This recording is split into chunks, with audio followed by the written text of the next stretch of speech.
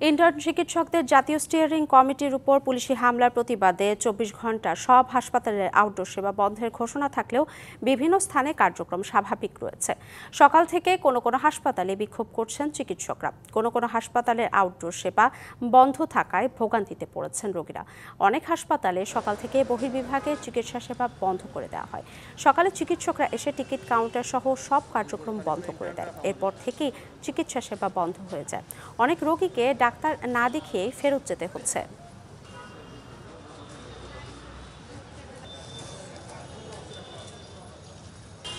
টিকিটও এরা দেন না, ডাক্তার নাই।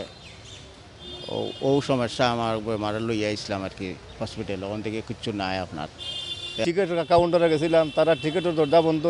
আইছিলাম আপনার ৮ ঘন্টার অন্য গেছে, তারা কইছে আজকে বন্ধ। ঘোষণার পরও চিকিৎসা সেবা স্বাভাবিক খুলনা মেডিকেল কলেজ হাসপাতালে।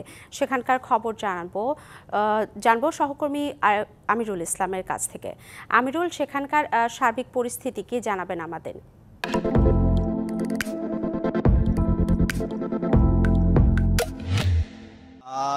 খুলনা মেডিকেল কলেজ হাসপাতালটি হচ্ছে খুলনা বিভাগের যে 10টি জেলা নিম্নয়ের মানুষরা রয়েছেন, তারা কিন্তু একটু উন্নত সেবার আশায় কিন্তু ছুটি আসে খুলনা মেডিকেল কলেজ হাসপাতালে।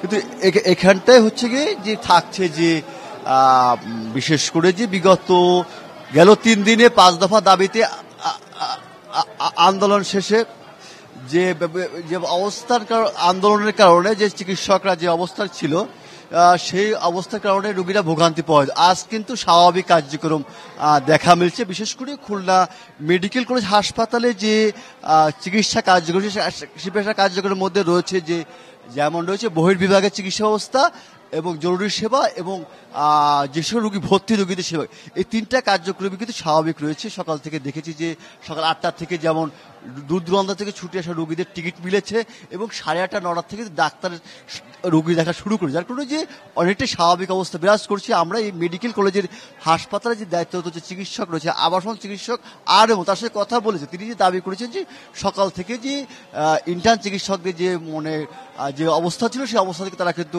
সে অবস্থা থেকে ফিরে তারা কিন্তু কাজে ফিরেছে এবং তারা কিন্তু কার্যক্রম ডাক্তারদের যে সহযোগিতা করা বা চিকিৎসা কার্যক্রম পরিচালনা করে সেই চিকিৎসা কার্যক্রম পরিচালনায় অংশ নিয়ে, যার কারণে যে আবাসন চিকিৎসক এবং হাসপাতাল চিকিৎসক ইন্টার্ন চিকিৎসকের মাধ্য দিয়ে যে রোগীদের যে প্রত্যাশিত সেবা কার্যক্রম খুলনা মেডিকেল হাসপাতাল সেবা কার্যক্রম চলছে এবং রোগীরা কিন্তু যে গেল 3 দিনে যে রোগীদের একটা ভোগান্তি ছিল, বিশেষ করে কলম বিরতি চিকিৎসকদের আন্দোলনের কারণে আজ কিন্তু সেই ভোগান্তি নাই, যার কারণে যে দূর দূরান্তে ছুটে আসা রোগীরা তারা যেমন সেবা মিলছে এবং এখানকার ডাক্তাররা কিন্তু চিকিৎসক যারা রয়েছে তারা কিন্তু সকাল থেকে চেম্বার করছেন এবং যে থাকছে যে বিশেষ করে যে রাউন্ডগুলো, সেই রাউন্ডের কার্যক্রম পরিচালনা করছে, যার কারণে যে এবং তাদের সার্বিক সহযোগিতা যারা করে থাকেন শিক্ষানবিশ ইন্টার্ন চিকিৎসকে সেই সহযোগিতা করে, যার কারণে যে খুলনা মেডিকেল কলেজ হাসপাতালের যে বিভাগের পার্শ্ববর্তী জেলা থেকে যে নিম্নয়ের মানুষরা যে সেবা নিতে প্রত্যাশা ছুটে আসেন, সেই প্রত্যাশার কার্যক্রম কিন্তু অনেকটাই স্বাভাবিক বলা যায়। এবং